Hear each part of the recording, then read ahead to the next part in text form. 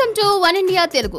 IPL 10వ season లో బెంగళూరు ఇంకో మ్యాచ్ ఆడాల్సి ఉన్నప్పటికీ ఆ జట్టు స్టార్ బ్యాట్స్మెన్ ఏబీ డివిలియర్స్ ముందుగానే వైదొలుగుతున్నాడు.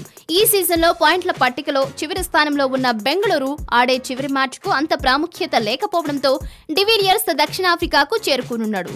జూన్ 1 నుంచి ఛాంపియన్స్ ట్రోఫీ ప్రారంభం కానున్న నేపథ్యంలో టోర్నీకి ముందు దొరికిన సమయాన్ని తన కుటుంబంతో గడిపేందుకు నిర్ణయించుకున్నాడు. ఇదే విషయాన్ని డివిలియర్స్ ట్విట్టర్ ద్వారా వెల్లడించాడు. ఐపీఎల్ 2017 నిరాశకు గురిచేసింది. కొన్ని గుణపాఠాలు నేర్చుకున్నాం. వాటిని వచ్చే ఏడాది సీజన్ లో అమలు చేస్తాం.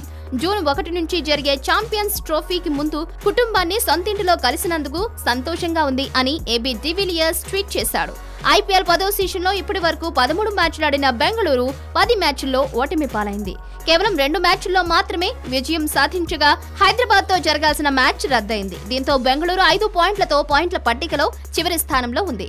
వచ్చే ఏడాది నిర్వహించే ఐపీఎల్ సీజన్ లో ఆటగాళ్లందరూ కొత్తగా వేలంలోకి రావాల్సి ఉండగా డివిలియర్స్ ను ఏ జట్టు వేలంలో దక్కించుకుంటుందో చూడాలి మరి. Thanks for watching One India Telugu.